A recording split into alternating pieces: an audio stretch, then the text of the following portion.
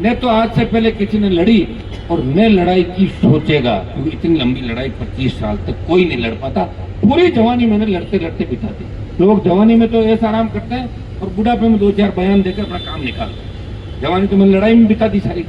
जवानी में तो राज करता, बाद में आ जाता बात करके, पार्टी बदल लेता। हमारे नेताओं ने खूब पार्टी मती नागौर के अंदर आपने देखा। तो भाइयों समझ के साथ चलो और अभी से लग जाओ। शेड्यूल कास्ट के भाइयों को साथ लेके चलना है। छोटी मोटी बात हो उसमें बड़ा झगड़ा नहीं करना। एक छोटा सा झगड़ा अगर गांव के किसी कोने में होता है तो उसका हिसाब किताब हमें देना पड़ता है कि तुम्हारी जाति के लोगों ने अन्याय किया, वो तुम्हारा टूट। इस बात को समझदारी के साथ लो। आप जो हो गया बीत गया उसको छोड़ो, उसके नए सिरे से जो भी परिणाम भुगते हैं भुगत लिए। अब जो आने वाला समय वो ठीक रहे, समझ लिया। इनके गांठ बांध लो। एक बात का ध्यान रखो, नशा नहीं करना। डिमोलाइज हो जाते हो छोटी छोटी बातों पर। क्या दारू क्या पिलियो कभी करके रीस आएगी सारे आज झरकाए लियो क्या तो मैं तो दारू मेरे तो नशा। लोग चाहे जो मेरे लिए करें, हनुमान जी का अफीम खाते हैं, फला खाते हैं, टिमका खाते हैं। अफीम अगर खाता तो पकड़ने लेते क्या पुलिस अभी तक? समझ रहे हो नहीं समझ रहे हो? जब बिजली का बिल भर रहा हूँ वही चले गए।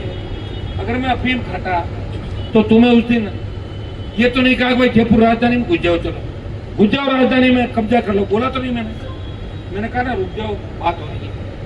इस तरह का बयान देंगे क्योंकि ये सही बात है। लोग बेचारे लड़ नहीं सकते तो अब हालात परिवारों के आपको पता है, स्थितियां वो तो आप रोज देख रहे हो, मैं थोड़ी बना रहा हूँ। वो तो आ रहा है सारा, हर चीज बाहर आ रही है, लोग जवाब मांग रहे हैं। जिस तरह ज्योति को मैं नोबक के अंदर लाने के बाद धन्यवाद छोड़ो, झगड़ा किया तो झगड़ा करके जीत गई क्या मेरे से? ये बताओ आप। तो 4 बार हरा दिया लगातार। कितनी बार? 4 बार। और अब बीजेपी वाले कह रहे हैं ना हमने हनुमान जी को खींवसर में हरा दिया। तो मैं आज चुनौती देता हूँ कि खींवसर का चुनाव अगर इसी परिसीमन से हुआ, आप अपने इसको देसी वैद्य जी को लेना वापिस, और मैं किसी को भी खड़ा कर दूंगा। देसी वैद्य जी को 40,000 से हरा देखो अभी आज कहते भाई।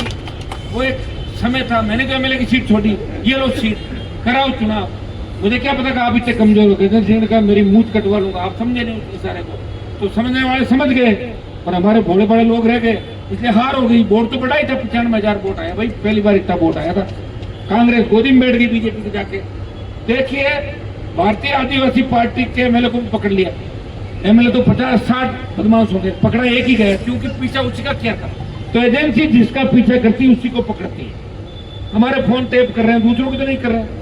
कोशिश करें ना हमें कहीं उलझा दें, किसी से झूठ मूठ की बात का भी फंसा दो हनुमान जी, कहीं कम से कम 3 दिन बदनाम हो तो भी ठीक, फिर हम बयान दे। देखिए हनुमान जी पे आरोप लगना अलग होता है, आरोप साबित होना अलग होता है। आरोप तो कोई किसी पे लगा दे।